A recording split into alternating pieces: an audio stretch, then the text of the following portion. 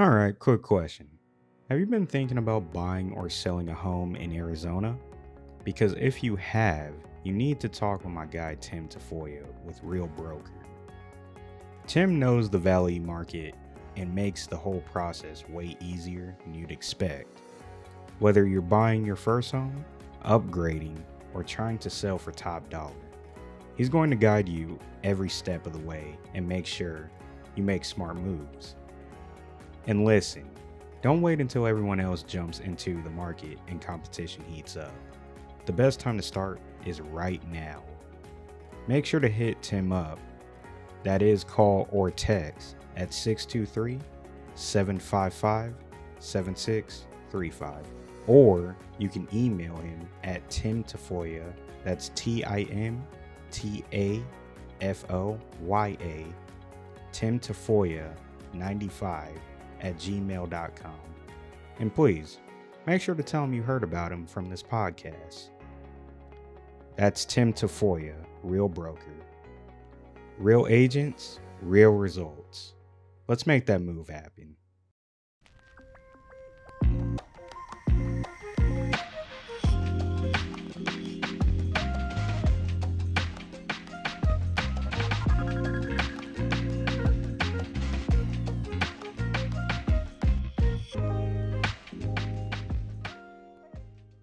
Welcome back to the Mackism Effect. It's your host, the usual, DeVante, the real Mackism. Have a special guest with me. I know I say that all the time, but every guest is truly special. And, I was not expecting her to tell me this, but this is actually her first podcast. So, I'm glad I had the honor to do this. But I have with me today Aspen Smith. It's a pleasure to have you on. Great being here. Thank you so much. Yes. So, how you doing today? Doing great. Went to some Cars and Coffee, Awesome. ran into some friends, Awesome. and now we're here.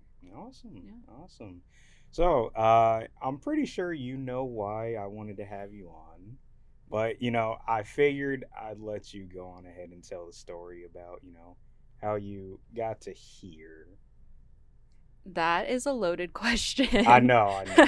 I guess we'll Uh, start from the beginning of how did you get into cars? okay.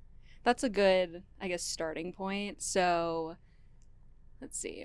My dad, long story short, my dad, but the longer story, my dad, he has been in the car space for, I guess, like 26 plus years because Okay. I'm 26. He started off just kind of, the Fast and the Furious. He Nice. became obsessed with it. I guess my mom was also into cars. Oh. So she, I think, wanted some manual. I think it was a Civic or an Accord, something like that. And my dad was like, yeah, let's try to get one, something like that.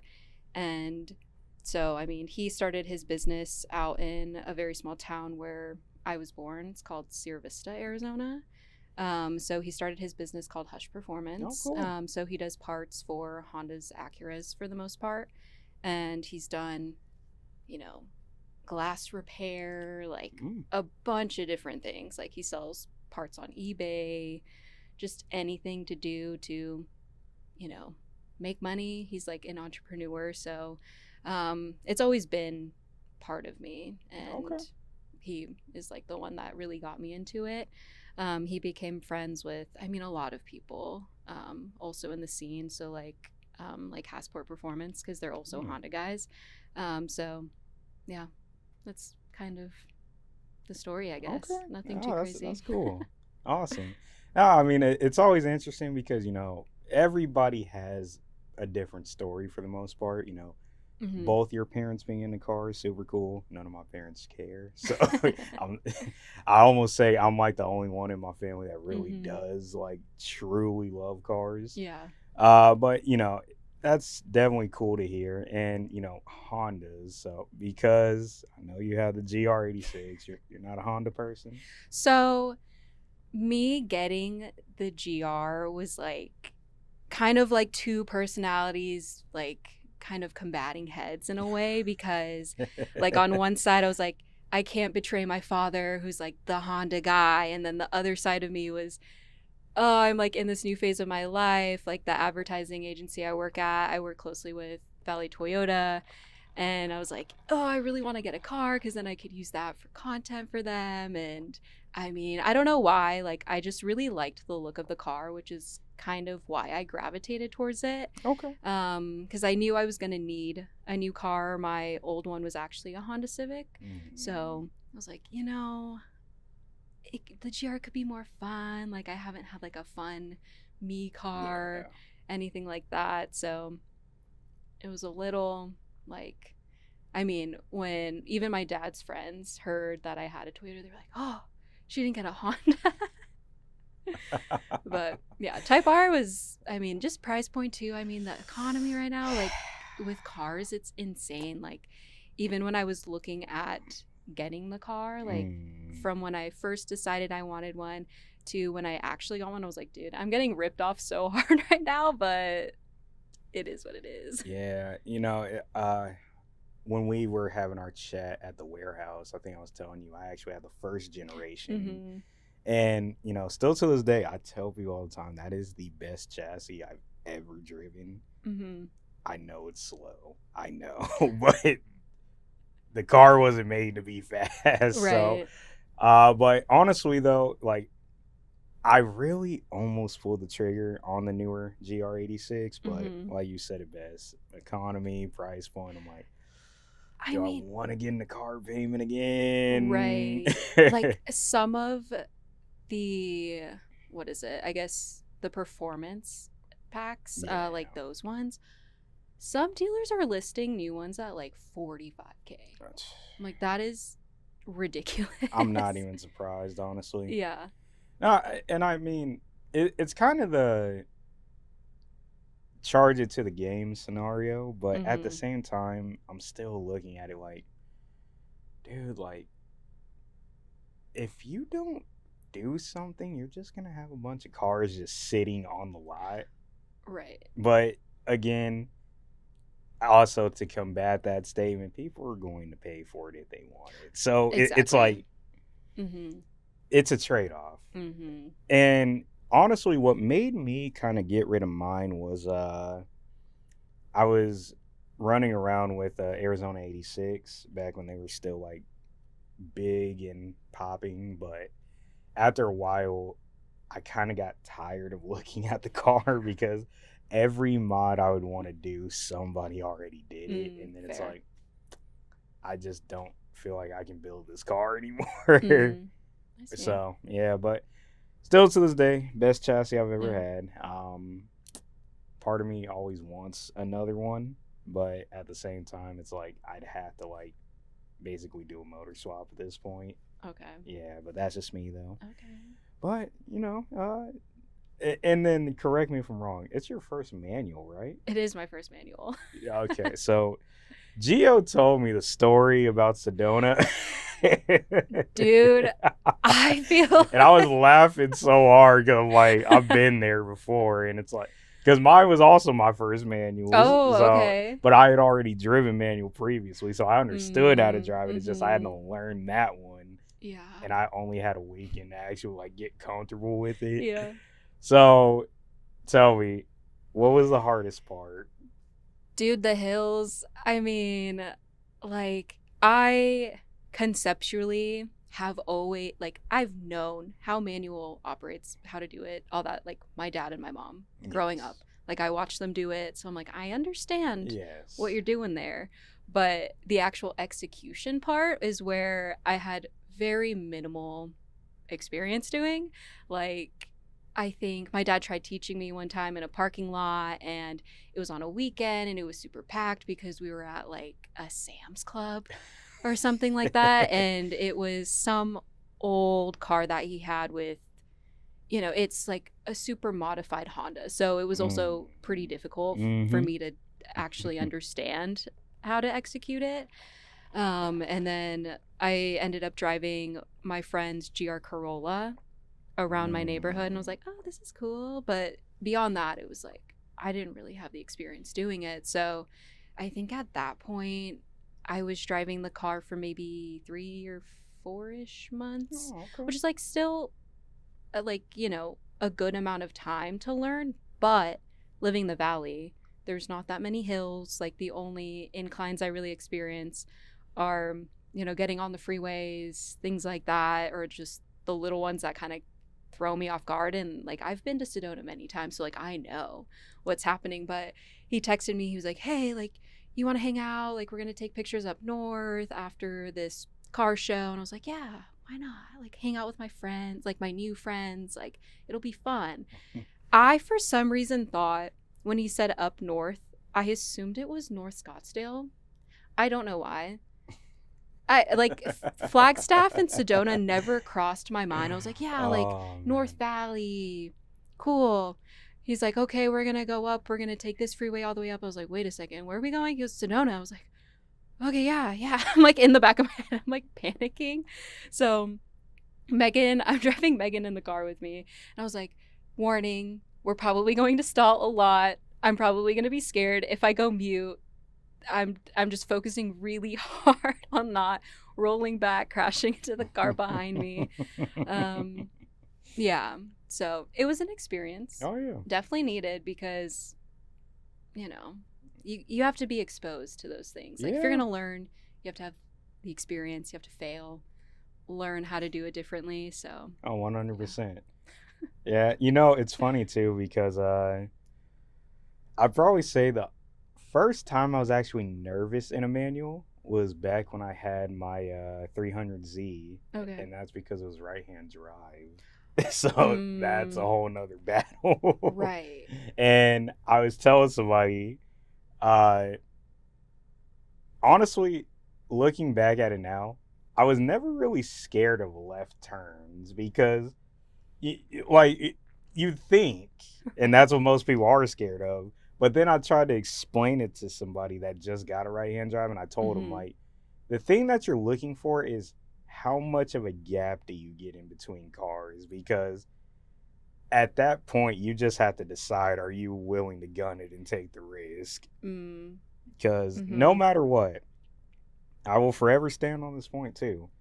Owning a right hand drive, the scariest part about it is if somebody hits you because you're waiting for parts for pretty much a year. Right. So I understand completely where you're coming from, but just in a different aspect. Right. That's fair. Oh man, but I mean, honestly though, when he told me the story, and then he told me, "Oh yeah, like that's her first manual, by the way." I'm like, "How dare you do that to her, Well, man?" because we're going to the airport to take photos also. And they're like, yeah, just circle around, whatever. We get down this road and then we, kind of get back up. And of course, as I'm getting ready to go, all these cars keep coming by. And it was like kind of hard to see, like the turn to go to see if it was safe.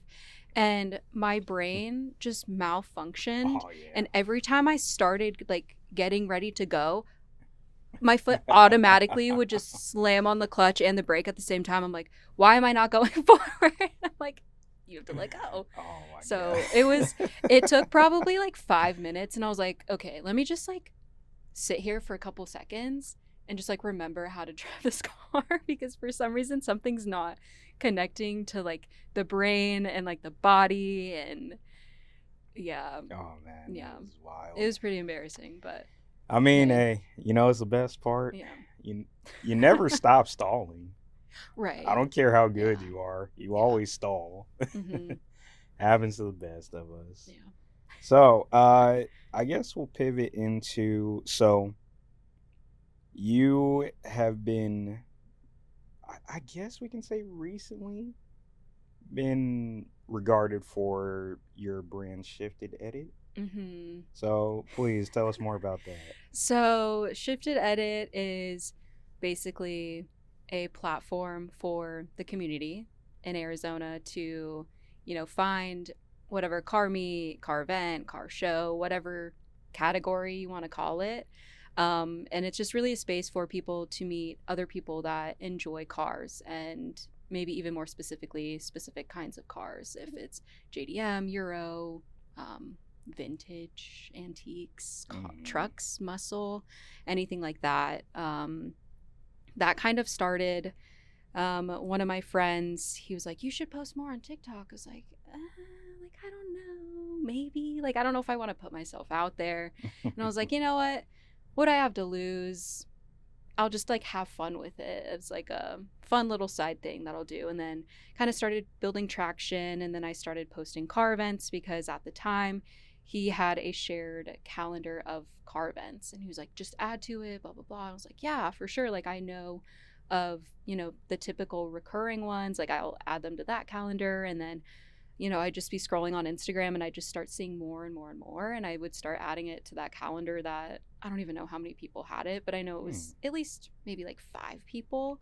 And then I started thinking, like, oh, there's even some that I don't know about. And I know of the ones that I've always known about because I've lived here almost like half of my life in the Valley. So I decided to start posting car events on TikTok, and then that started really blowing up. I think that was in October, November, and then I like TikTok started not doing well.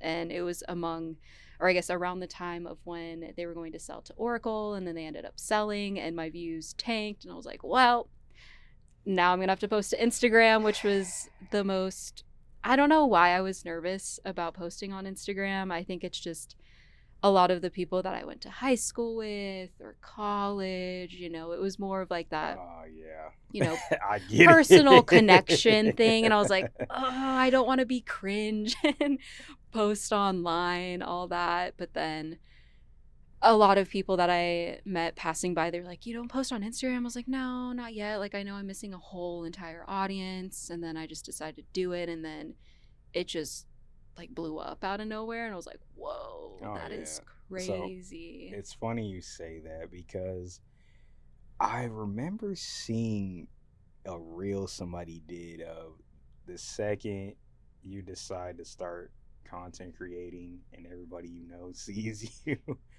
And I always find it funny because when people like kind of see somebody that they know starting to get into content creation, it's almost like their first initial instinct is to just make fun of them for some reason.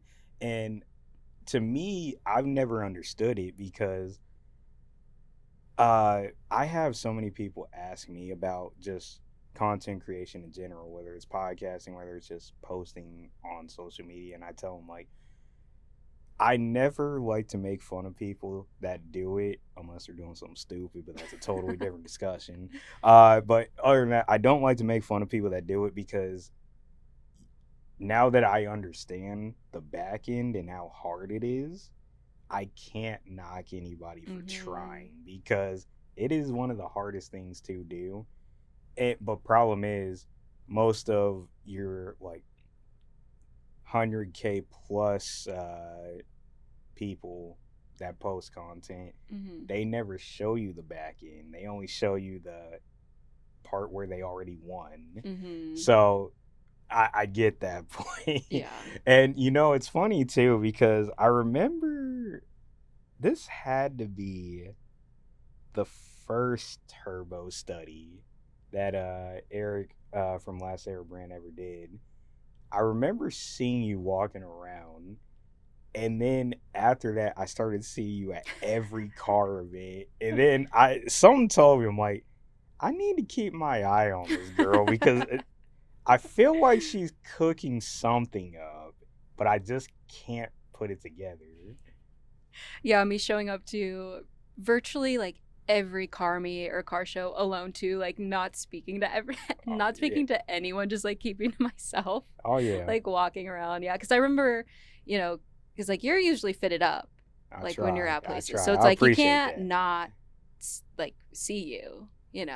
And it's so interesting too because I mean, I've been going to shows for a minute now, and you see all of the same, people with the same cars, and you know, I was definitely more of an observer when I would go to shows. I wouldn't really, you know, talk too much to people unless I was bringing a friend, and then maybe I'd get the courage to talk to someone or like compliment like a shirt or like a car or something Oh like yeah. that, and then the conversation will go from there. But now kind of putting myself out there to the public of, hey, these are the meets, these are the events, like people come up to me now, and then now I'll talk to people that I've always seen have like never spoken to. So it's like this weird, like, I feel like a creeper because like I have seen you so many times but I've just never talked to you.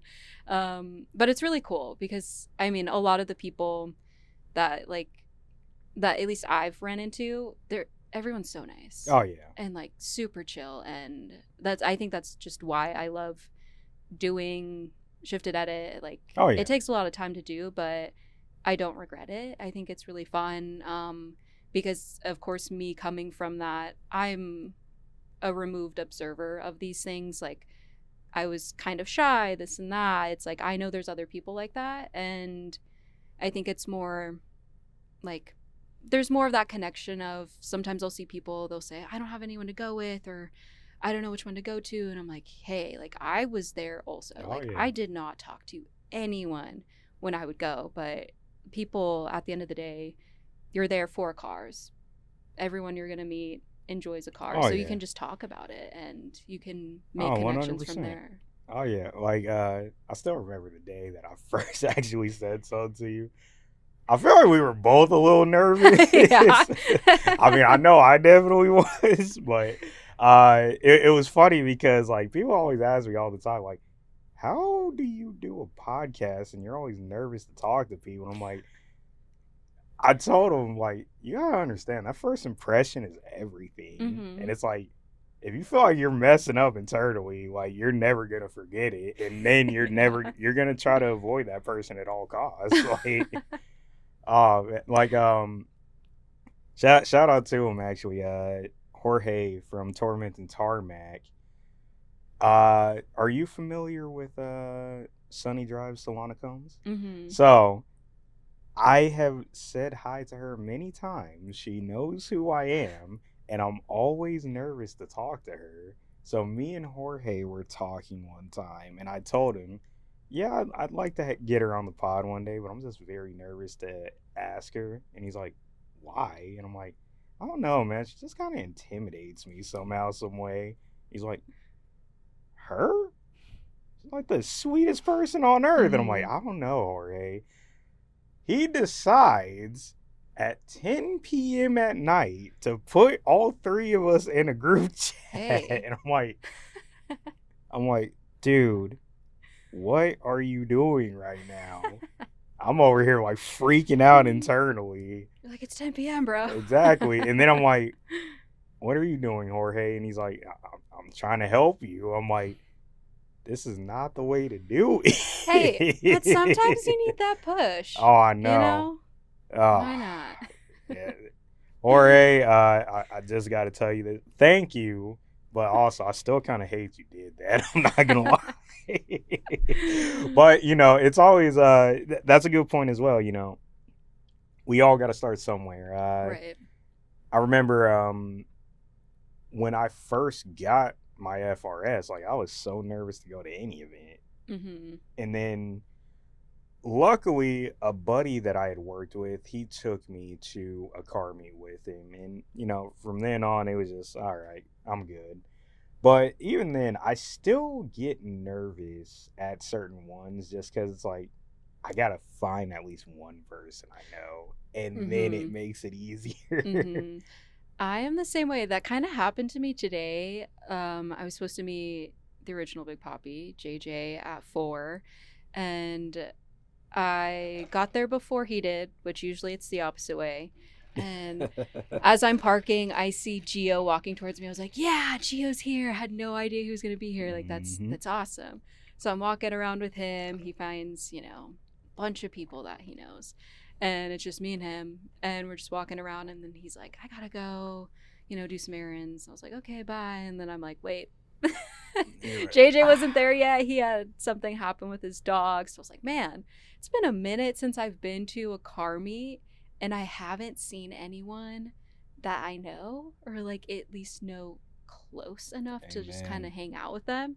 And it kind of brought me back to, I guess, just like the beginning of when I would start going to car meets and would just like go by myself, look at the cars and hang out. Because now when I go, I see usually a handful of people that I know, and I'll just be chatting the entire time and chatting and chatting. And then by the time I get home, I'm like, man, I have no pictures, I have no videos, I can't make Mm-hmm. any content from it. And I'm Yeah, like, man. I just kind of learned after a while, like, honestly, I'm probably not gonna take no pictures unless I Yeah. force myself to. Right. I need to get better at bringing my camera Mm-hmm. just so I can practice more. Yeah. But nah, I totally get I you. feel like now it's been more of like, I don't want to be rude, like take out the phone, be like, yeah, let me like take the picture, take a video, and they're like talking to me. But I mean, at the end of the I day, feel like people get it. They're like, yeah, take the yeah, you picture, take the video. should. Now, or it's like, I think problem is why I stopped even taking so many photos was because I don't know how I just got deemed like the fashion guy in the car scene. Okay. So it's like, but I always like to joke about it at the same time because I think there was one Kyushu club where I'm like, well, my car won't be there, but my fit will be there. And like a whole bunch of people were actually more excited about my fit than anything. Hey. I'm like, so you don't see this car here? Like, I'm like, I appreciate it, but I'm like, this car is still here. Like, Mm-hmm. this is pretty cool. You should look at this. Yeah. But hey, I'll take it. I'll take it. But no, I mean, it's super cool what you're doing, and it's definitely appreciated because hey, you be posting events I didn't even know Thank about. you. So that's definitely appreciated. Yeah. And I guess I'll ask, so what is the end goal for it? Still Well, figuring that out. so my background, I work at a marketing agency, Cool. so I do content for B2B brands for the most part. Cool, So cool. doing more personalized social media marketing, it's so interesting. Like I've learned so much just from, the two different, I guess, industries you could say. But when I did decide I'm going to do this, I'm going to make a website, I was like, I need to find a name and pick a name. And I was just going through a bunch of different options for it because I had this just, I guess, motivation to like just get the business license, get it out there. If you don't do it now, you're not going to do it.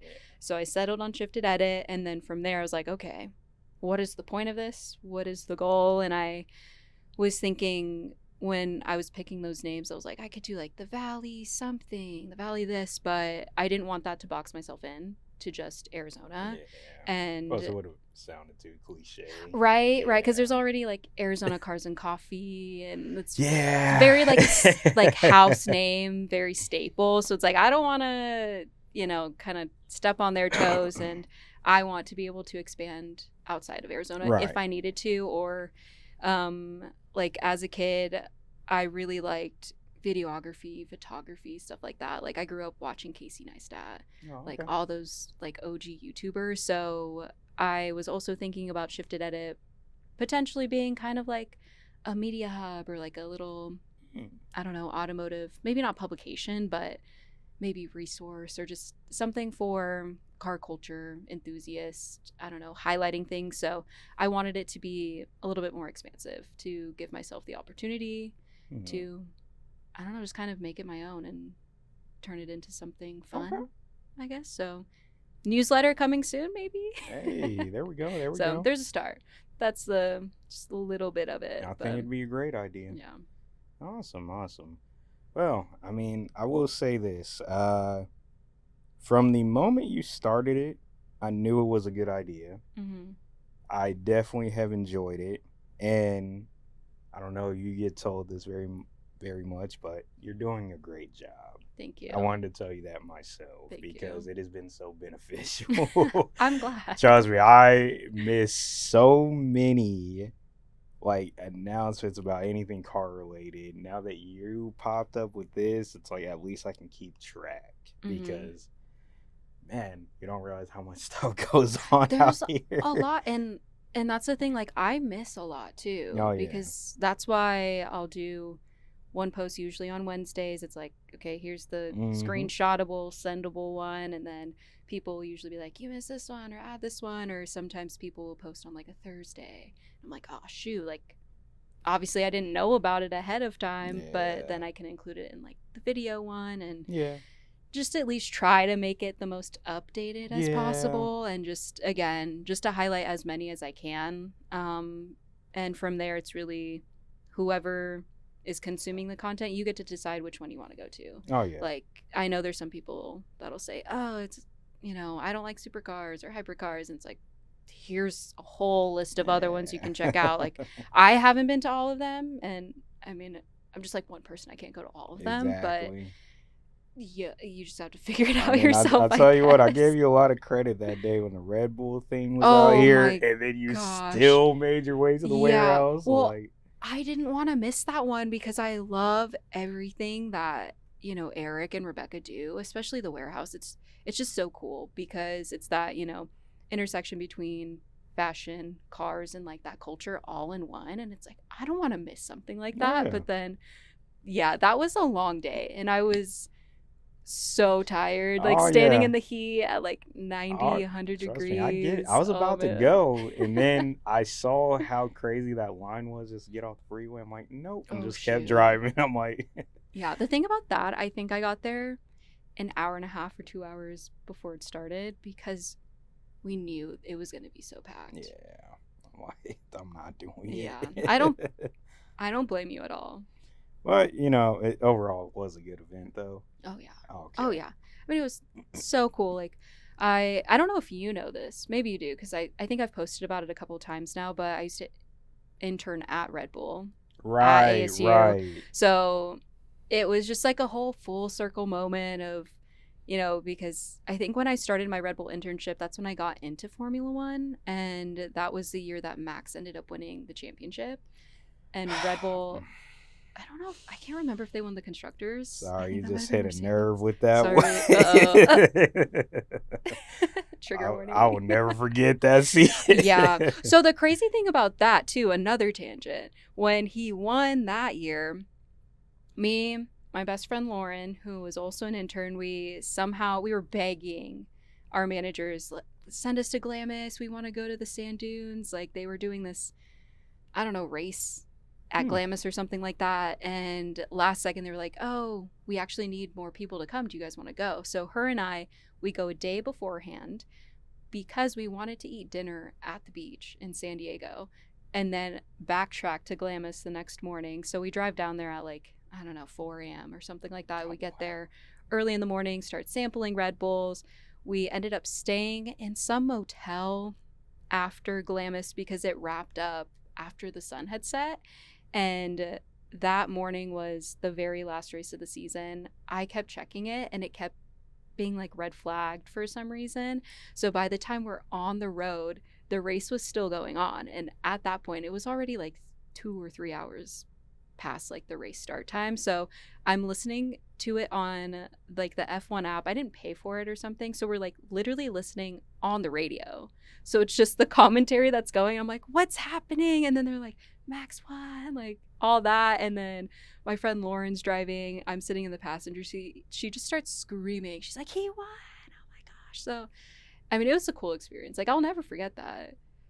But I didn't get to see it, which was the thing. So I get home and I watch it. I'm like, oh, I technically didn't see it, but having to go back and rewatch that, like, even the last episode I did, like, I was telling the gentleman Colton I just had on how that was one of the greatest sports seasons, any sport period that I had ever seen. And that one moment ruined it all.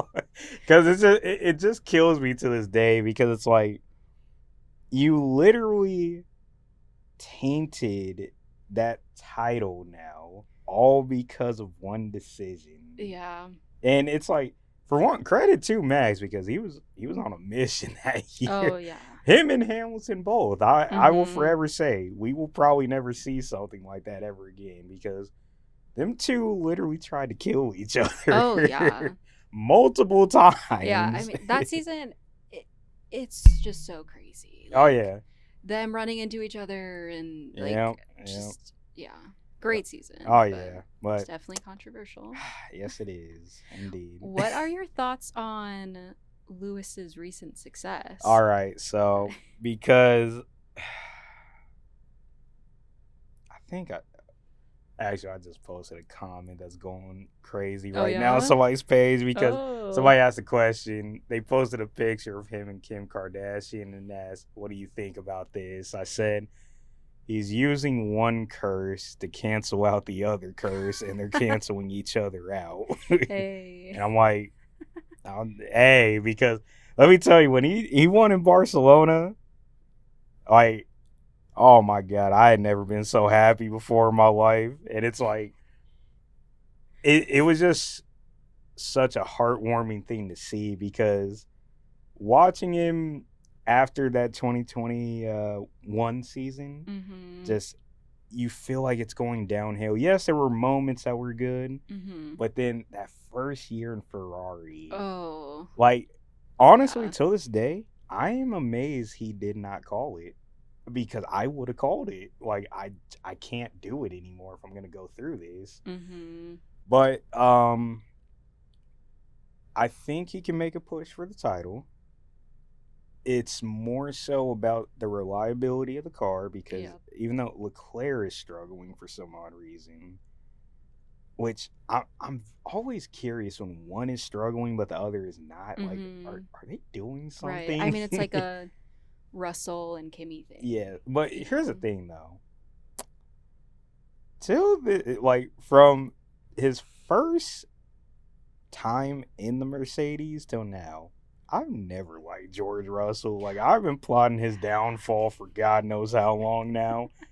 So the fact that Kimmy's beating him, it's like, because I said Kimmy might be a reincarnated Ayrton Senna, low key. Mm-hmm. Because I Yep. mean, what, he's only 19, and it's like, he's so young. oh, and the fact that he's that good already, it's Right. crazy. But just you watch him drive, and it's almost crazy to look at him versus George Russell, and it's like George Russell's like what, our age roughly? Probably. I Yeah, think and it's so. like, dude, you're getting beat by a 19-year-old? Like, that's craziness. Mm-hmm. But it kind of just shows there's levels.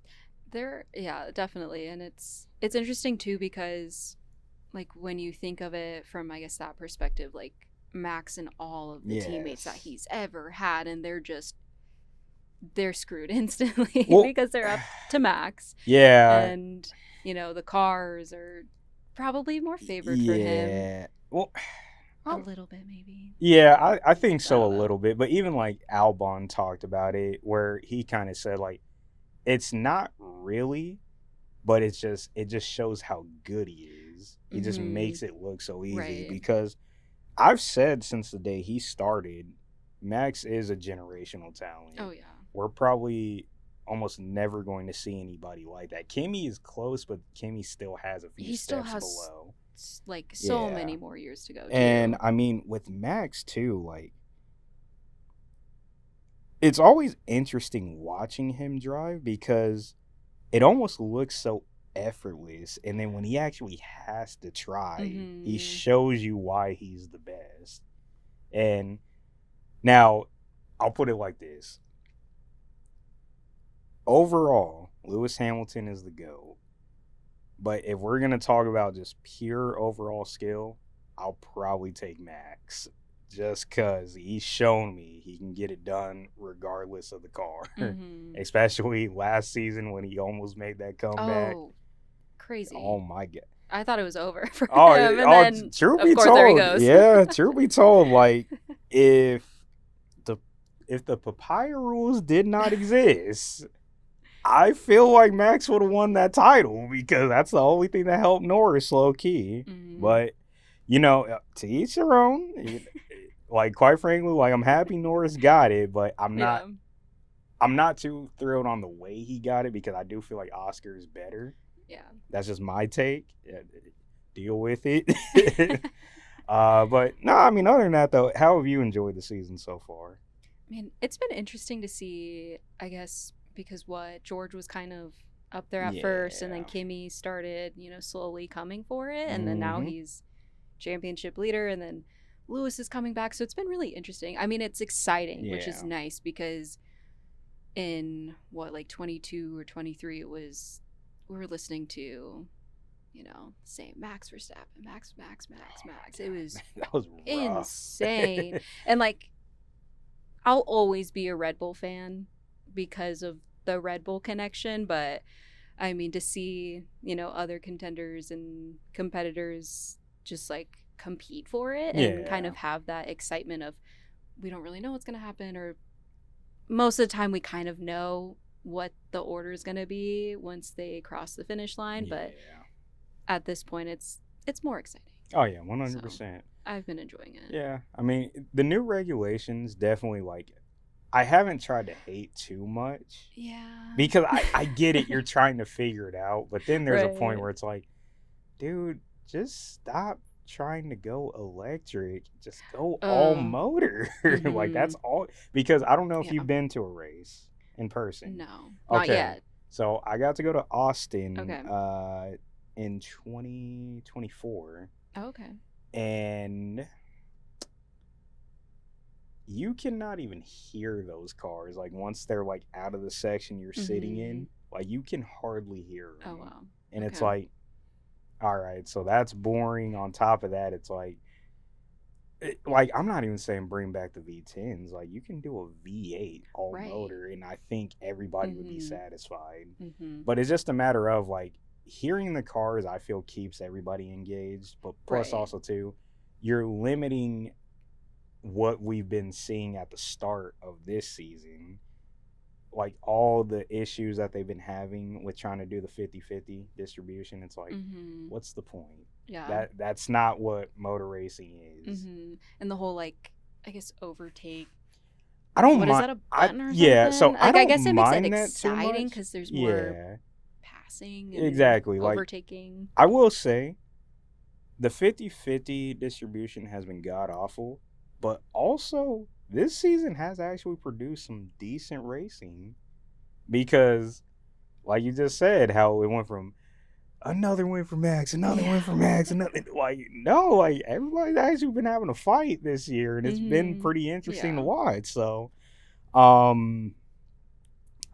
there's trade-offs. There's 100% there's trade-offs, but I think they need to just go back to all motor. You can keep the active aero and all that. I think it's cool. Yeah. But it's just a matter of okay, you need to also give them some leeway, because remember last year how McLaren had the mini DRS and then everybody started complaining. It's to be fair, you're supposed to continuously upgrade the car. Right. And I'm not seeing anything wrong. I'm just seeing hey, we figured out something. Everybody else catch up. That's the way I see it. Yeah. So. And I mean, I guess that's what they're trying to do continuously, between seasons, is different upgrades, innovation. Just bringing something else to the table. So it's if your team figures it out and it's legal, I mean. 100%. Hey. Adapt, steal their idea, do the same thing. I don't know. Hey, 100%. That's all I'm saying. Yeah. I'm glad we're on the same page there. Yeah.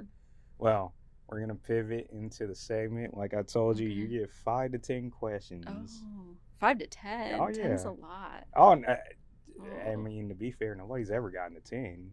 I don't blame them. Look, I think the most somebody ever got to was about 8. And I'm oh, wow. 8, dang. Okay. Oh, yeah. But, I mean, hey, I always say this segment is probably the funnest one, because I don't know what you're going to ask. True. And the worst part is I have to answer it. What's your opinion on car spotters? All right. Explain just a little bit more. I want to make sure I fully understand this question. Now I have to expand on what I was trying to ask with that. I guess if you have a hot take on car spotters, the typical, I don't know. I saw an AI video, I guess context wise, saw an AI video of oh, these car spotters, and it's just like stereotypical, like, oh, it's a GT3 RS, and like they're just like in the way with like the iPhones taking videos, stuff Okay, like okay. that. I just had to make sure I understood fully. Okay. I guess I don't necessarily have a problem with it, Yeah. but however, I do have a problem with, are you getting in the way of the car driving to a point where you might get hit or just cause them to swerve and yeah. Or are you basically showing like their license plate or something, because people don't realize you can look that up and find somebody's address, like, so that's what I also don't like. Other than that, I don't really have a problem with it. Or better yet, are you hounding them, like have the phone in their face? Like, I hate that. It's like, bro, like leave them alone. Like, they probably understand they have a cool car, but do you really think they want to be just phone in their face, like all that? Like, I would be so mad. Like, dude, like leave me alone. Right. Like, if you want me to park or something and you want to look at the car, okay, just tell me that. Right, to your point of like the whole safety. Yeah. That's not a problem. Or the trying to encourage them to do pulls in heavy populated streets. Like, yeah. I don't like that at all. Like, to go on a quick tangent, it's like the takeover situation. Yeah. Like, I'm a firm believer in takeovers are dumb. They need to just die. And then I'll also say this. If the city could make regulated areas to where they can go do that, I would not have a problem with that, because, hey, if you want to go be dumb, belligerent, and possibly hurt or kill somebody, go do it over there. But it's at your own risk. That's all I'll say. But I hope that answers your question. With the car spotter thing, I don't necessarily care. It just don't annoy people. Yeah. Yeah. I just thought of that AI video and I was like, oh God, I'm so tired of AI. AI is very interesting nowadays.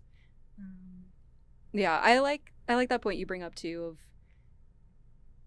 generally the sentiment around takeovers, but also like having that space that's like regulated for people to do things like that. I think that's really important, especially if you want to drift cars or, you know, go on the drag strip, see how fast your car can go, things like that. I think it's important to keep those places 100%. alive and all of that. So, stop building so many apartment complexes, build more racetracks. Yeah, in the middle of the city. Boom. I'm just saying. So I'm curious about the whole fashion thing and like what you like, I guess what got you into that, because I don't know if we've ever talked about that.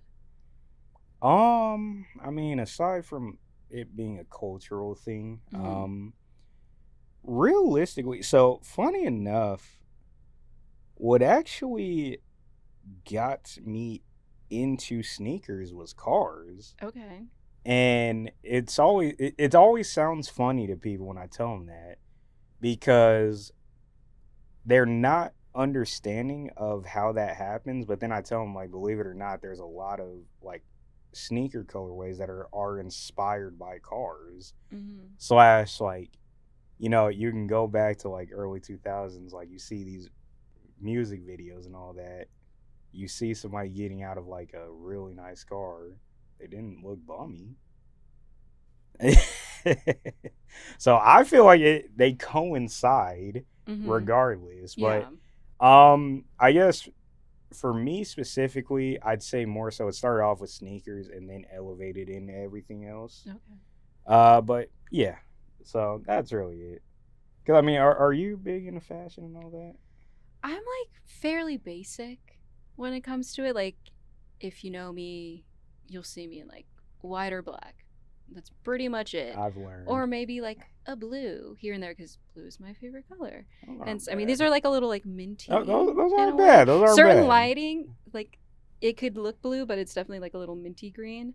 But basic fits, just like basics, you know, that can like go with anything. You can, you know, bring it up, bring it down. But I have been a little bit more into the sneakers, and I've been out of my comfort zone a little bit. So the colored shoes, that's a whole new thing for me, because before it was white sneaker or like a black sneaker, or a white sneaker with like some black on it or like a highlight color.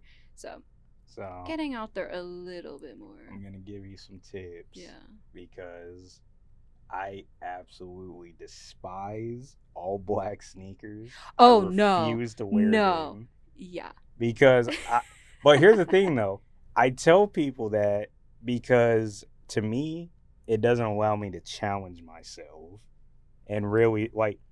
Okay, so how I'll put a fit together. Mm-hmm. There's always one statement piece. I feel every outfit has to have a Right. statement piece. Yeah. It could be anything from the shoes, it could be the pants, it could be the shirt, it could even be a hat Mm-hmm. or jewelry for that Mm-hmm. matter. Now, of course, I'm not into jewelry. I just don't care for it. But to each your own. Right. So take this outfit today. I started off with a jersey. I knew I was wearing this jersey and also the loafers. Now, me trying to try something, I decided to wear the cargo shorts, which I just typically don't wear. Okay. So I'm like, all right, let's just try something. Yeah. And, whether I got it right or wrong, it's like, hey, I tried. Right. That's all I'm supposed to do. Yeah. And plus, also, I know I got that ish on, so regardless. So I dig it. I appreciate that. I dig it. But also too, hey, if you ever need some tips, just hit my line. I got you. True. I've been styling a lot of people lately. Oh, okay. So personal stylist. Hey, look, I tried. That's actually been really fun. Yeah. Because one of my homegirls actually asked me to help her, and she's like the first ever girl I've ever had to try to help. Yeah. So I had to like teach myself women's fashion. Mm-hmm. I told her, I think I'm having more fun than you are because I'm like, and she's like, what? And I'm like, you guys have way more options than dudes do. So it's like, for me, I'm seeing this. I'm like, wait, so hold on, you can wear this with that. I'm like, oh, okay. Yeah, so. Now you see why it takes us ladies so long to find an outfit. Well, to a degree. Maybe. I could see it on both sides, though.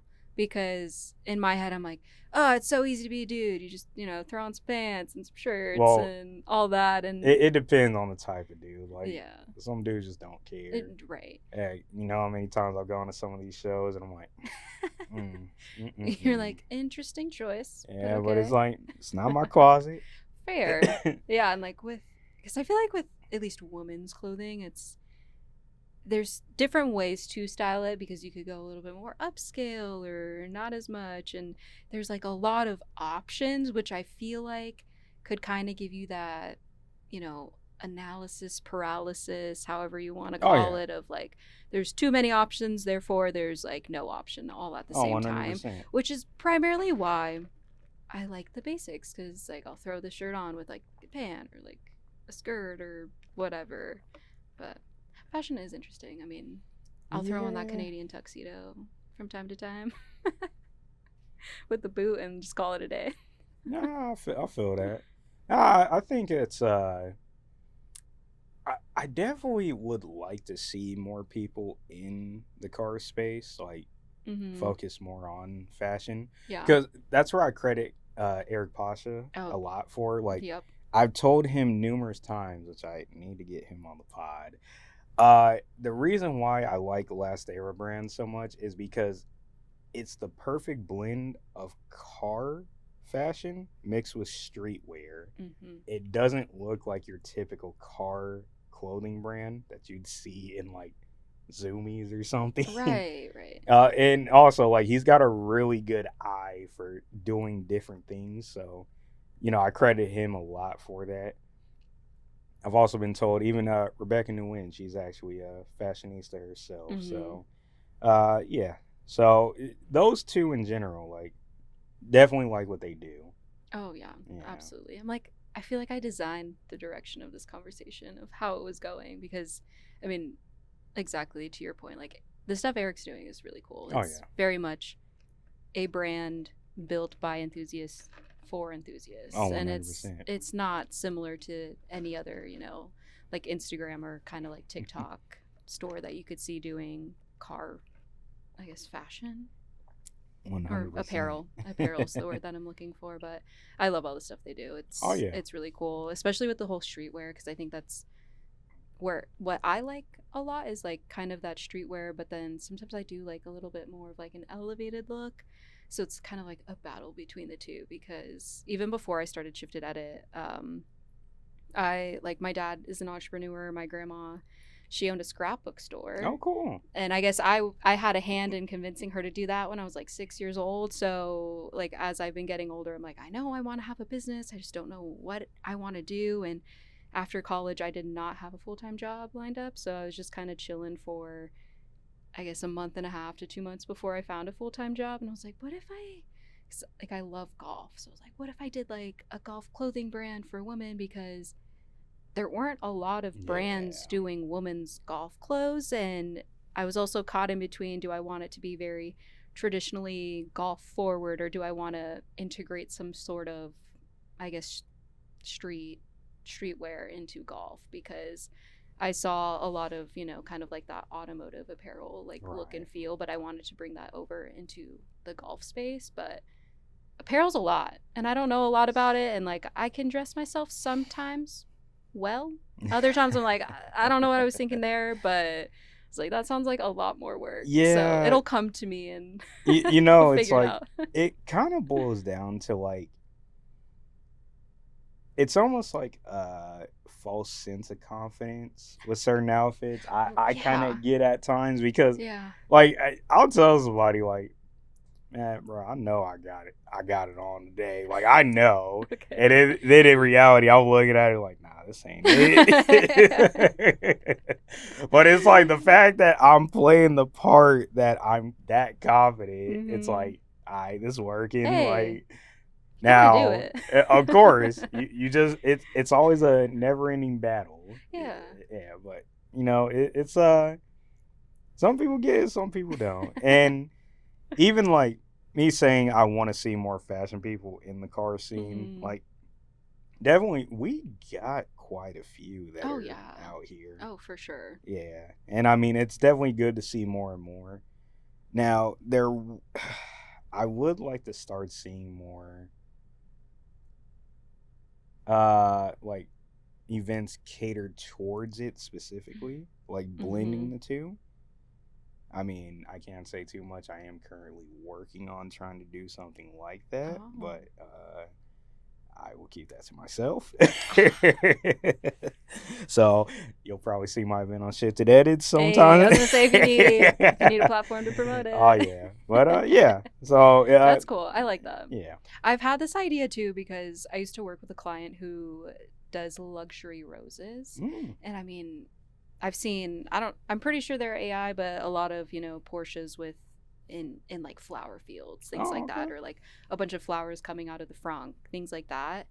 I really would, I would love to see something like that. Just thinking like the warehouse with different cars with like florals, or, something like that, because, Rebecca loves doing the art with the cars, and I think that's really cool. So who knows, fashion too. Hey, fair enough. Collab, who knows? Oh, what else you got for me? Man, putting me on the spot. Yeah, I have to. Okay. It's my job. So what got you into interviewing people? I don't know if we've talked about that yet either. Oh, man. So this is always a funny one. So like I talked about with Jay Fanning, I can't remember if I said it on or off camera. I really did not want to be a podcaster. Like, even till this day, I tell people I hate this sometimes. Like, no. What part? No, the setup? No. So, the setup, like, you're always going to hate setting up to a degree. Yeah. But I'd probably say the negative limelight that it gets. I have spoken about that before. Okay.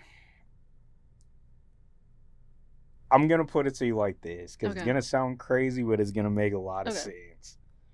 Take me and you doing this episode when people see it. You know how many questions I'm going to get asked, and you know what type of questions I'm going to get asked. So that can get annoying. And then also, like, other podcasts I feel can bring a negative limelight just to podcasting in general. So I'd probably say that's the part that I hate about it. And that's why Fair. I try to do more so, I try to go about it a better way of, hey, I want to make sure every guest I bring on is as comfortable as possible. I'm not gonna put I'm not gonna put them in a bad position. Yeah. That is not my intent. I more so want to hear about what they do slash what got them to where they're at. That's all I care about. Fair. Yeah. But I mean, what really got me into it was like, aside from all the other stuff I do with Divergent Being Network, like really podcasting came as a way for me to get better at talking on camera slash kind of just having interesting conversations with people that I never would have thought I'd even converse with. Okay. Yeah, so that's cool. That's probably been the best part about it. Yeah. Love that. How do you, I guess, prepare for your interviews? I guess I'm giving people a lot of I've like answered this question okay, many times. Like I've said constantly, I study you before you come on. Like, it'll probably be a few days to weeks to months. Like, I'm just looking at whatever you post, and it's like, sometimes, like, just to kind of give a little behind the scenes, like, take you bringing up Red Bull internship. Oh, I already knew. I just wanted you to tell the story. Yeah, I knew already. But it's like, it's just a lot of paying attention. Right. Because I don't want you to come on here and you basically have to tell your whole life story. Right. And I didn't know a single thing about you. Like, how are we going to have a conversation if I don't know anything about you? Like, yes, I'm getting to know you better, but I should still know something about you. That's so fair. Yeah. So it's a lot of mental preparation at times too, because it's like I had to remember so much about somebody at times. Yeah. So yeah, it gets tough. I will say that. I could see that. I feel like I could relate to some similarities, at least in terms of like me developing content for like some of my clients. It's like that whole prep list that you have to do, and Oh yeah. Oh, it's like how I told you. When I first started seeing you just pop up everywhere, I could almost remember the exact place, date where I first saw you, and then I just started seeing you everywhere. That's so crazy. Oh yeah. But it just shows I'm just always paying attention. Yeah.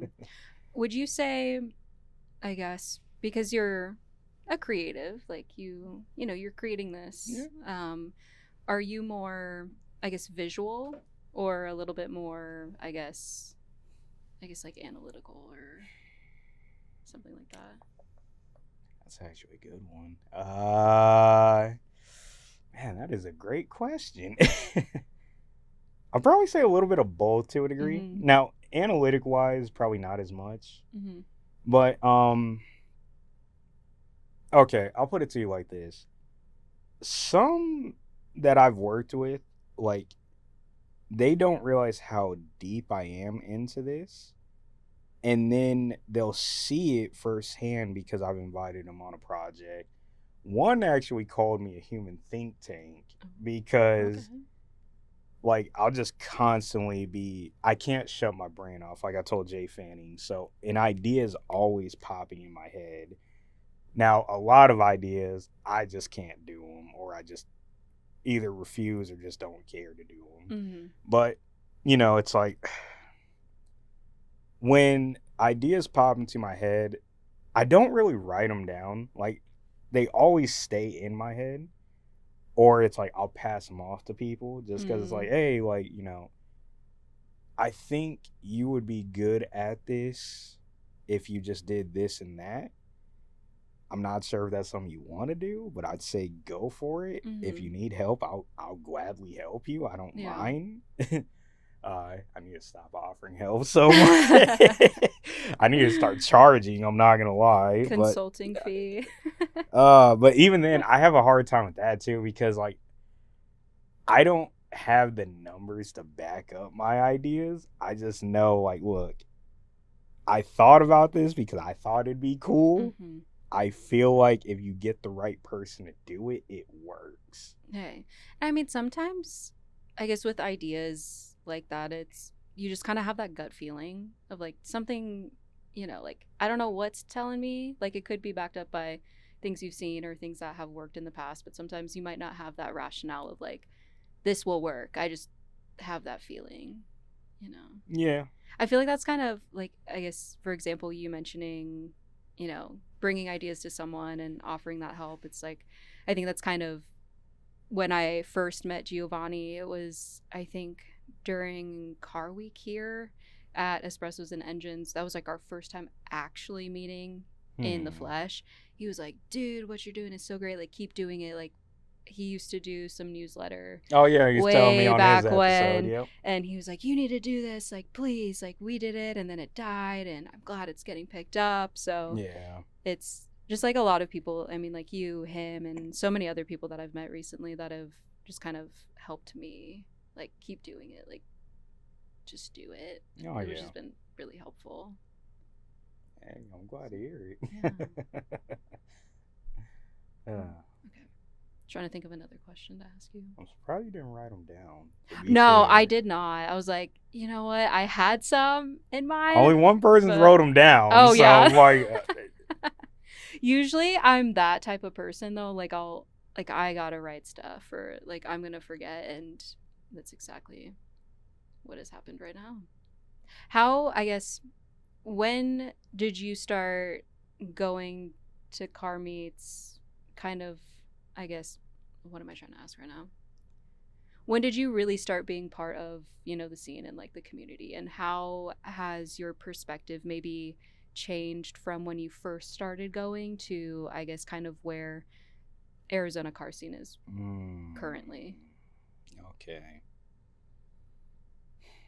Man, you got me digging in the memory bank now. Like pavilions. Oh, I've never been to Paz. Oh, actually. really? Yeah. No way. That's the only knock I had to Okay. my Arizona car scene credibility. Wow.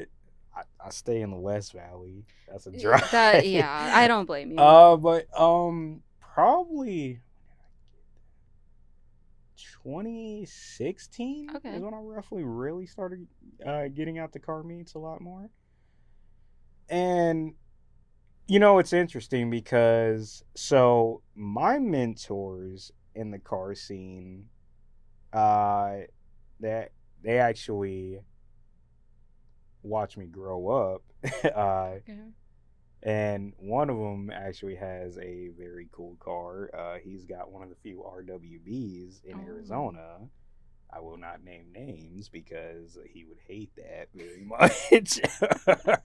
But him and his older brother, so they got me into cars when I was a little guy. Oh, Like okay. I'm talking like 5 years old. Yeah. And ever since then I've always been hooked. And really getting that FRS was my start to it all. And then I'd say getting that 300Z did help as well. But to answer your other question about from when I first got in it to now, so it's kind of like that question of what killed the car scene. And that is also a loaded question. Yeah. Because I could think of multiple things that killed it, but I'd say the core part that killed it, social media, if we're gonna be honest. Cause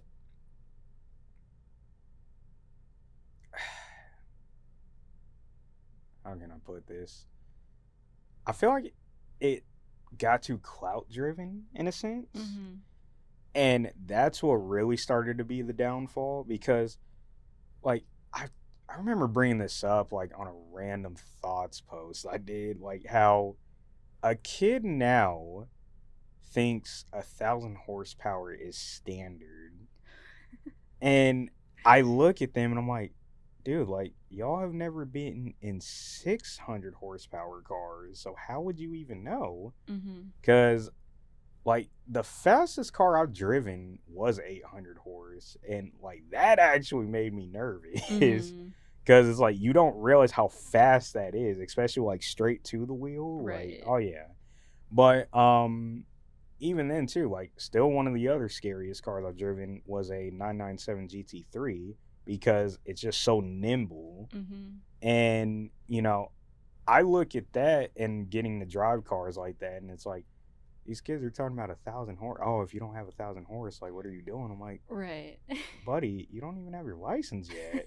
Like, you can't even drive a manual. Yeah. Like, what are we talking about?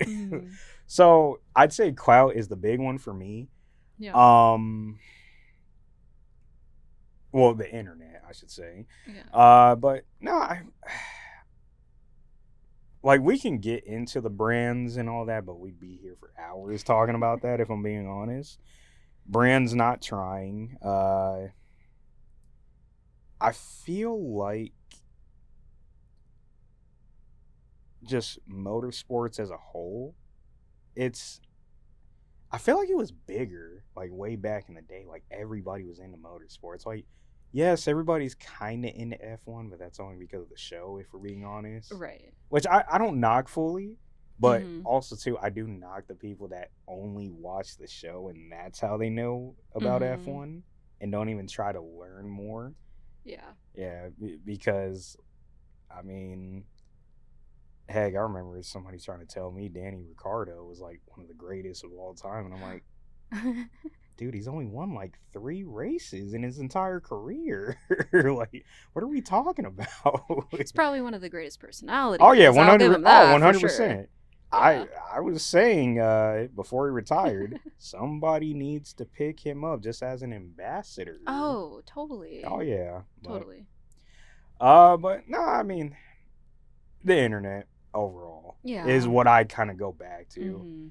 And even, like, let's take the modifying side of it.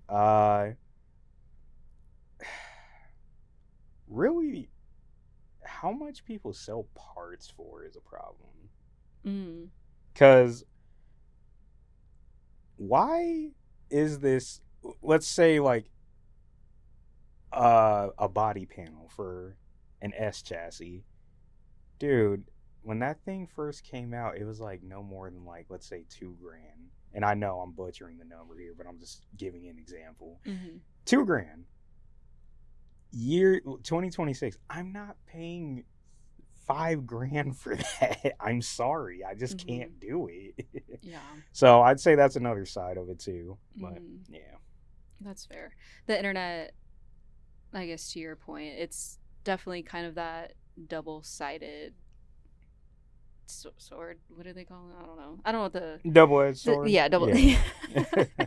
when it comes to, you know, the clout and all of that, which is, you know, giving it the negative connotation, and then the other side of it where it's like, because I think about that all the time when I'm, you know, trying to find most of the meets, if not all of them, that are happening in a given weekend. Sometimes I kind of have that thought process of like, what if something crazy happens and it's because all of these people flocked to a certain event, and it's like, shoot, am I causing, you know, a potential downfall, or, you know, something like that? You can't do that. Nah. So I like get in my head sometimes. You can't really. Well, you can't be held responsible for what other people do, because at the end of the day, they had a choice. True.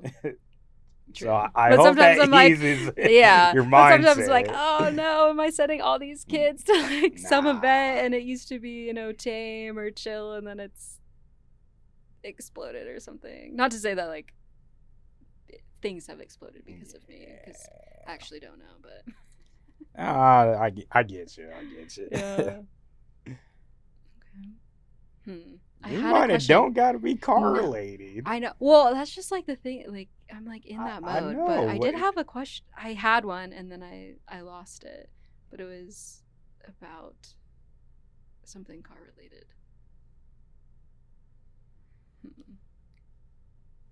I don't remember what it was. Do you have any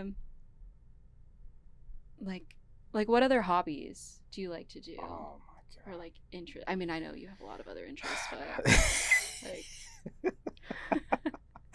Oh man. Oh. Honestly, it kind of comes from like I really enjoy like finding out all my other friends' hobbies because it usually gives me something to either A, we have a common interest, B, if it's interesting enough, like just from initially hearing about it, I might get into it. Okay. So it's kind of like, you know what? Let me ask, what other hobbies do you have? Okay. Golf. I need to get back into it. Yeah, I mentioned like maybe golf apparel, that type of thing, but yeah. I used to golf in high school. Oh yeah. I was terrible, but I was also learning, so it's like start somewhere. Funny story, you mentioned high school golf. I joined my high school golf team. I think I was like a freshman. They were like, "Yeah, join the varsity team." I was like, I figured I'd have to try out or something. I don't know how that works, but they were like, yeah, just come to practice, this and that. And I was like, okay.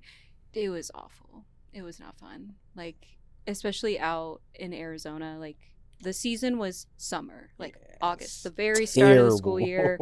It would be 110. We'd have to caddy our own bags, walk across, the course, and man, that was not fun. So I quit after like a week.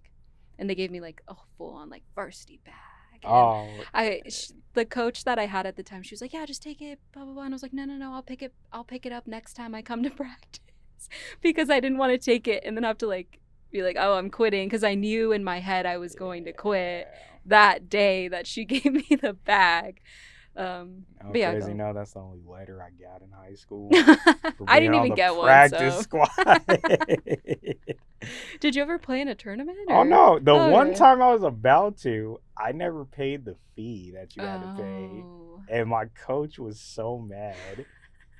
Honestly, I don't even think I could have played because my grades were probably bad too. Okay. So I'm like, yeah. Fair. When's the last time you golfed? Oh man, I went to the driving range some time ago, like earlier this year. Okay.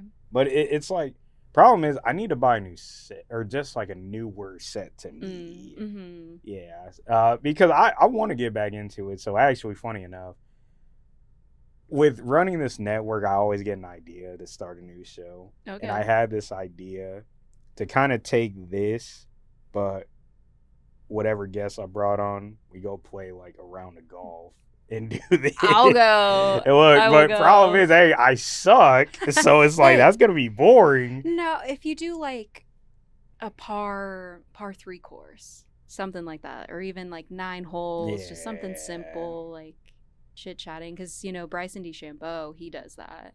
I'm pretty sure he does. Yeah, he does. He'll do like a challenge thing, but he'll bring on guests, they'll do like an interview and they'll play together. Oh yeah, super fun. Yeah, you should totally do it. We'll see. Facebook Marketplace, get those clubs. I know. I need to. What else are you into? I love EDM. I'm like I know a lot about it. Before I started doing car content, there was a little blip, maybe like a month and a half of where I was like, yeah, I'll do just like music content because like I know a lot about EDM. And then I'm like bass level. I realized there's so much work that goes into kind of like deep dive videos like that. And I was like, I love stuff like that, but man, it's a lot of time. The problem is like the only EDM like I really know is like Zed, of course. Yeah. Porter Robinson. Okay. Yeah. I'm trying to think who else. Would you say house music is EDM? Oh yeah. I mean, when you break down EDM, there's all just the subgenre. Okay. It's like I feel like it's like a spider web. Oh, Like you have okay. like Well, then in house, that techno, case, trance, Kate Renata, yeah, of course. Afro house with like Yeah. the sub genres Oh, when you break yeah. it down. Like house, you got tech house, Afro house, like Yeah. So all that. I'm decently versed, Yeah. like base Okay. level. What kind of Like music do you listen to? ah, everything besides country. Fair. I can't do like I tried. I have really Yeah. tried, and I'm like I just don't get it. Like, well, actually, no. I'll put it like this: I respect country pre 2010 because it had Mm-hmm. its own identity still. 2010 and now, it basically sounds like a poor imitation of rap and like Mm. pop rap. So like that Florida Georgia line sound was really where I started hating it so Mm. much because like you're basically just copying any pop song that I'm hearing today, Mm-hmm. and like take a lot of like rap artists starting to pivot into country. Like it's cool in a sense of like when you break down the history of country music Mm-hmm. and then realizing that African Americans had a heavy hand in it. I listen to people like Shabuzi or even like Beyonce's country album, and I'm like, Mm-hmm. see, this is how I imagine country music if African Americans would have stayed in it, like a lot heavier. Mm-hmm. But even then, it's like still not something I care enough to really listen to. Yeah. Like most people don't know, I'm actually a big rock head to a degree. Oh, okay. Yeah. I mean, not like crazy, but it's like Mm-hmm. I'm pretty well versed. Okay. Yeah. So it's like from your obviously gotta shout out Lincoln Park. We're in Arizona. Of course. R.I.P. Chester, of course. Mm-hmm. But you know, Lincoln Park, Rise Against, Metallica, um, Starset, which they actually do a good job at blending that electronic sound with rock. Uh, and then there's so many more I get into. Poppy, I actually really like Poppy. Oh yeah. Yeah. Her new stuff is I mean when I first heard it I was like, "Whoa, wait, this is the YouTuber Poppy? Yeah. Like she's making this music?" I thought it was cool. Oh yeah. I thought it was really cool. Yeah. So like her a lot. I'm trying to think. Paramore, Mm. but that's more of a cultural. All black folks like Paramore. Okay. If you didn't know, I did not know that. Oh yeah, like look, I'm gonna tell you this. Do not ever disrespect Haley Williams. No, why would I ever? Well, here's the I problem. could not. Like, well, and this is like generation, Yeah. like certain generations of black people. Like, she's one of us. We will go to bat for her Okay. any day of the week.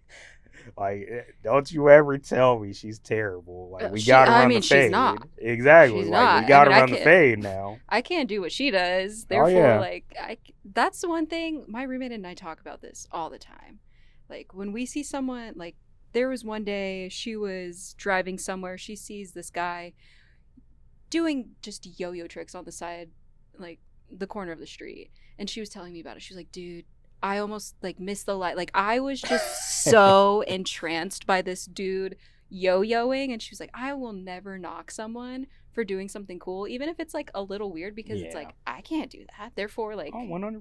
It's so cool. I'm like, we're on the same page with that. Like I'll see people doing crazy stuff on like I don't even know what it is, but I'll be like, hey, props to you, because I would never do that, or I am just unable to do that. Oh yeah.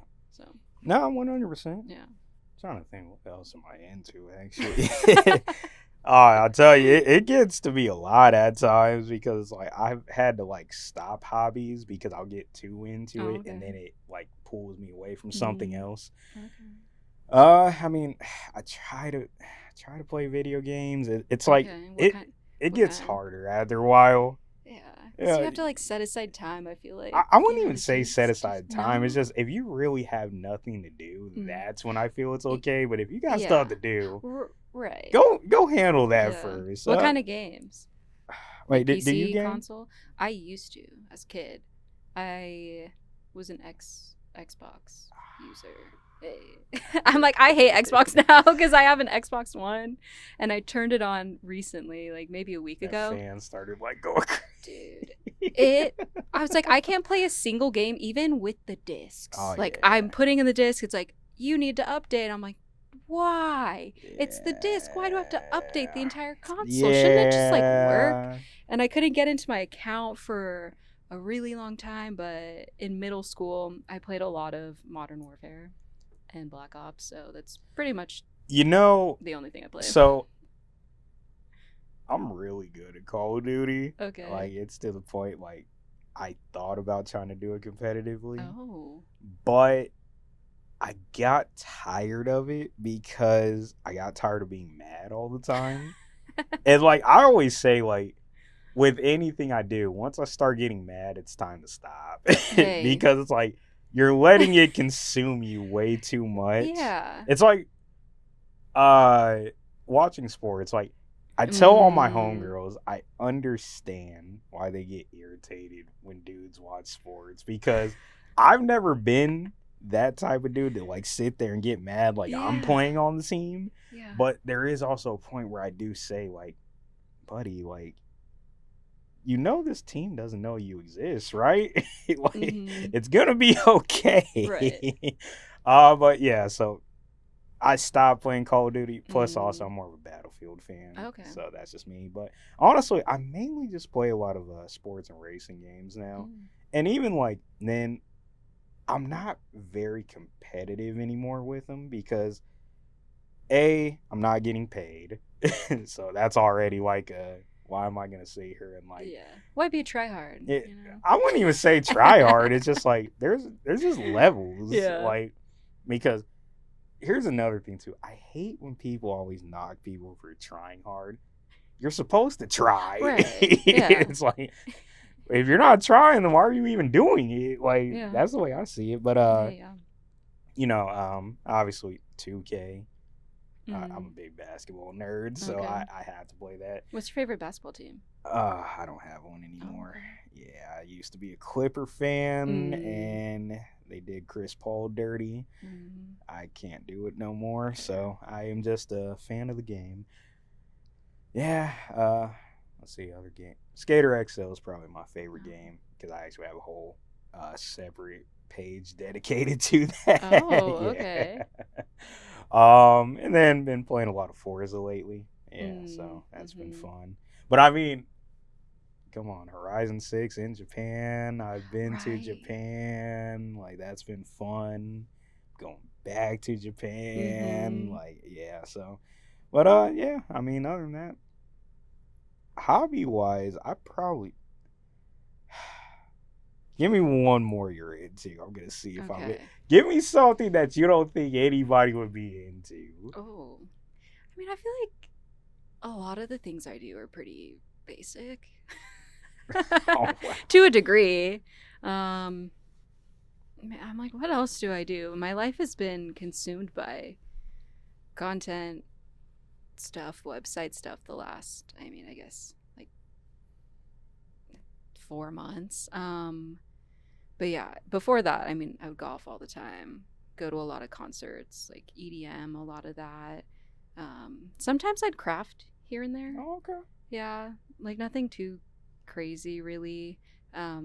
Maybe like side DIY projects, I guess you could say, like photography, things like that. I haven't really picked up my camera in a really long time. Unless it's work related, which is kind of bummy, but I get it. Yeah. Stuff like that. Like a lot of the, I guess, decor at my place, it's all art that I've created, at least, whether it's digital, like drawings, stuff like that, or just photography printed out. So, okay. Yeah. Wait, let me ask. Do you like anime or no? I've watched Death Note, One Punch, My Hero. Okay. So a little bit here and there. Pretty solid ball. Yeah, knowledge. I go through phases too where like I'll be glued to like I want to watch TV. Like I just want to watch like a movie or TV show, and then I could go months and months without watching anything. Because Survivor, one of my favorite TV shows, it just ended. So now I'm in this phase of I'm not really watching I'm not much. gonna lie. I'm just glad you didn't say Love Island. Oh I no, would have had to cut the camera off. Like, yeah, we're no. done. I'm not doing this no No. more. Maybe me, early college kid, I would have said, yeah, Oh like the my god, reality shows like I that. don't But get it. I can't get it's insane. Like I give production whatever, like that's a lot of work. Yeah. An episode every single day. It's what, like an hour. Oh my god. I don't know if it's longer than that, an hour and a half, but like editing that, like all the camera, my brain cannot comprehend like piecing a show together like that. I just don't get how people sit there and watch Oh, it. I can't. I'm like, dude, like I could find 10 videos better on YouTube than this. Yeah, I don't know what it is lately. I've been in a really big Star Wars kick on Okay. YouTube. It's like, and I mean, I started off like absolutely hating Star Wars. Oh yeah. Oh, I just thought it was nerdy. Then I realized the older you get, the more of a nerd you become. Yeah, because it's like you'll find it something that interests you. Is like, I can't believe I was putting this off for this long. Like, all right. I mean, I still haven't even watched all of the Star Wars movies. Like my dad and I, that was a thing that we would do. Much, if I'm being Oh honest. yeah. I feel their animated stuff is way better. Okay. That's just my take, but to each their own. I think the animated movie I saw was what, like Clone Wars Yeah. or something like that. Oh, the Clone Wars series, I still stand on. That is some of the greatest television I've ever watched. Yeah, like my dad and I, when I was, middle school, we would carve out, certain, I guess, like dad-daughter dates, I guess you could say. Like we'd go karting all the time. Sometimes we would go to PAVs together. Oh, cool. Or like he's a big Marvel fan, so he got me into Marvel too. So we would see like every single movie together. I mean, he lives in Colorado now, so it's a little hard to coordinate, new Marvel releases for us to like see them together. But all their new stuff is pretty nice. awful. I don't. I mean, it's not my favorite. Yeah. I mean, I'm a big Marvel head myself. I am. I still am. It's like there are times where I'm like, I could care less about this one, but I mean, I'll still watch it. Oh yeah, don't get me wrong. Like I'm gonna watch it. Am I gonna like it? TBD. But like all the older Marvel stuff from the beginning of the whole like MCU. I say when people argue with me about Batman being the greatest superhero of all time, I can't stand Batman. Oh, you don't stand him. Oh, okay. Like I thought you were about to say he's all. Like the best ever. And I was no. Okay. No, you will never hear those words come out of my mouth. So, do you have a favorite? Oh yeah, Black Panther. Oh. He's basically Batman on steroids. Like, what can Batman do if he doesn't have money? Like, my point exactly. Yeah, sure, just beat people up or something. Yeah, I mean, hey. To each their own, but I know who I'm taking if it's between him or Black Panther. I don't blame you. I mean, I do love a Chadwick Boseman. R.I.P. as well. Oh, I did hear Damson Idris is going to play Black Panther going forward. Pretty excited for that, I'm not going to lie. I did love his role in Snowfall. F1 was like, Okay. Honestly, F1, the movie was kind of corny to a degree, but I think that just stems from being an actual fan of the sport. Right. Like, from fan-wise, like, a lot of things that are okay, but, it being a whole production from Apple, like, it has to be consumable by the general, I guess, public. It was funny, too, because I remember a lot of my friends were asking me, like, once they finally saw it, they're like, so, like, can you explain, like, what's different from the movie versus, like, actual sport? And I'm like, okay, for starters. You're like, everything? Sonny Hayes would never get that seat, if we're just being honest. Yeah. They're like, really? I'm like, dude, the only person that they would even think to give that seat at his age is a 50-year-old Max Verstappen. And that's because of how good he was at such a young age. You got to be willing to take that gamble regardless. That's it. Other than that, Sonny Hayes, during the races, he would have been disqualified at Oh, almost every single immediately, race. yeah. Like, I'm like, what are we talking about? Yeah.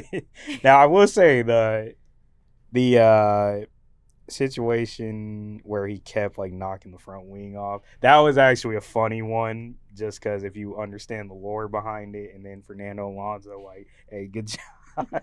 Like, that was funny. But other than that, though, it's like a lot of that movie is just theatrics, which Yeah. for like your non F1 to casual F1 fan, it's great.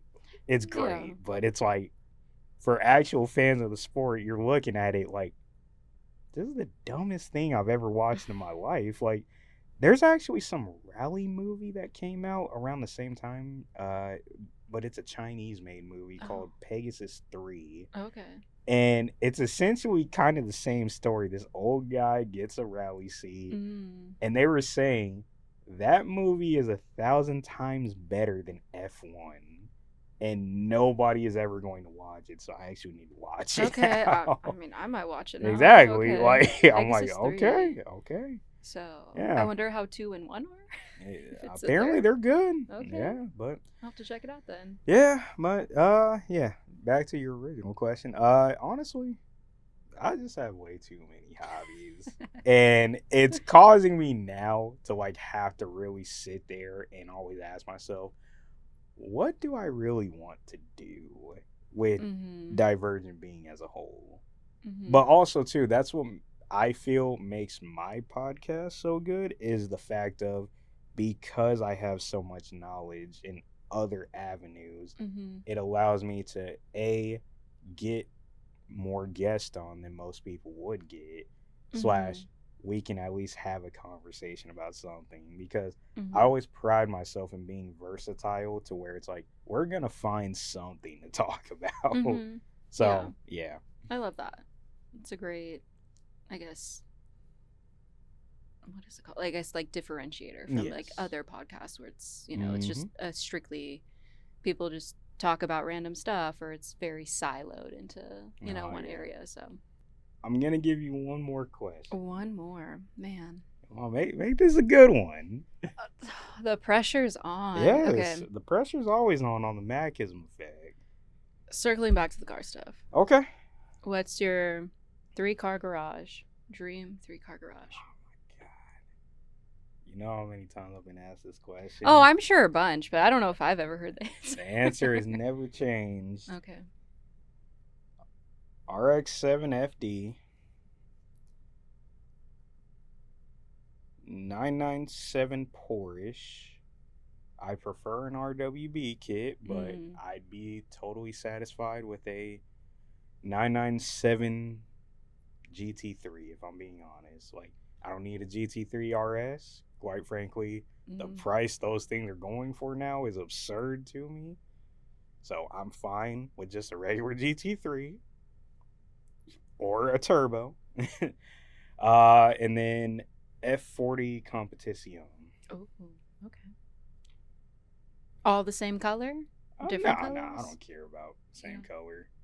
Quite frankly, I feel like Ferrari has to have the red. Yeah. Rosa Corsa, correct? That's what it's called. Man. We're going to go with that because I forget the actual name. Enzo's probably turning in his grave right now. Yeah, he's always turning in his grave. Ferrari purists, forgive us, please. Actually, I got to go on a quick tangent. Look, Ferrari as a brand is the worst brand I've ever seen in my life. I know I'm probably never going to be able to own a Ferrari after saying this, and that, or well, buy one from Ferrari, so I'll have to look at the black market Ferraris. But look, Ferrari needs to bring the ego down and just give the people what they want, because that Luce, like, don't even get me started. Like, if I'm just being honest, like, that is the worst thing they could have did. And at the same time, it's like, I don't even think they know what they're trying to do anymore. I don't think so. Yeah, but I'm sure it's all investors and Yes, all yes, but leadership with Evie and yeah, but to each your I own. heard someone, I don't remember who I was talking to about this. They were saying, maybe there's some secret genius there that was like, yeah, we'll put this car out there, make it awful so people hate it. So people don't buy it and then maybe leadership whoever they'll just give up on whatever they were trying to do I there. don't even think that's the case. Yeah. I feel like that's just too like illogically logical, if that makes sense. Yeah. So I doubt that, but it's a good theory. No. Hey, I love that. Any hope. Yes, Any hope we but can grab onto at this point. Ferrari has to be red, in my opinion. Oh yeah. For sure. I really love yellow FDs, but considering my favorite FD is the Spirit R, and I love that blue, I'd be totally satisfied with that too. And then that Porsche, it depends honestly, because Porsche does a lot of cool colors to where it's like you almost can't pick sometimes. PTS land is insane. Yeah. Like so many colors. So, like I feel like I'll see one, I'm like, because in my head I'm like Oslo blue, love that color. yes. And then I'll see something else, and then I'll go on the website just like, let me just look at the colors. I'm like, man, I like that one and that one, and you just can't pick. Oh yeah. Yeah, so yeah, that would probably be my 3-car garage. Wait, I'm curious. What's yours now? Mine also hasn't changed. First one, S2000. Okay. I love an S2000. Can't go wrong. NSX. So there's like the Honda Yeah. in me coming out. And then the last spot is a 964. Oh, okay. No, that's a solid one. Yeah. I can't even knock that one at all. That's a pretty solid list. Yeah. All right, cool. Well, we are coming to an end here. I have one more question for you. Okay. Who would you like to see me get on this podcast, but you have to help me get them on? Man. Give me 3 people. 3 people. Okay. Can't say Gio. Already had him. Yeah. Like, who else do I know? I'm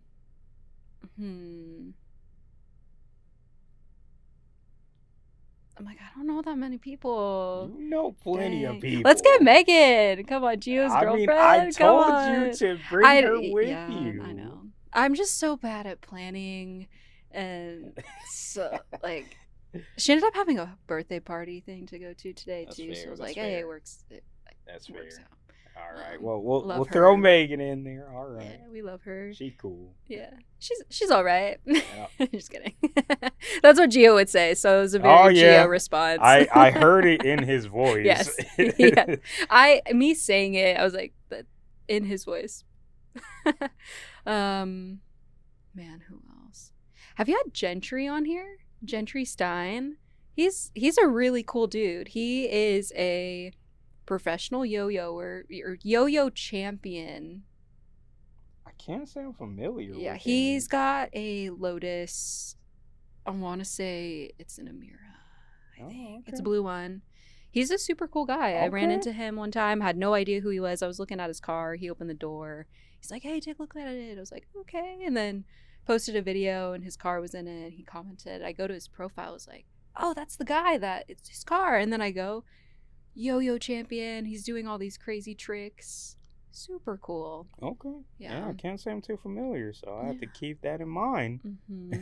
Yeah, I've ran into him a few times too, so like I could get the connect. All right. Well, I know you can. I've seen how famous you are. No, I'm just a person. Stop. All right, so chat, let me no, I'm just kidding. So let me tell you why that statement is not true. Because one time at a Last Era brand event, I was hanging out with her. Basically, I already know now, if somebody stops and talks with her, I just go and doom scroll on my phone. And I just sit there and wait. Because I know they're not going to talk to me. They're only going to talk to her because she's that famous. I need to get better about like including Oh everyone no, in the it'd be fine. I understand conversations. how it goes, but I'm just like, as soon as I see somebody walk up to you, all right, No. yep, I'll be here. Aw. Just if you need me to bail you out, just nudge me or something. Hey. Like, hey. Good point. Good point.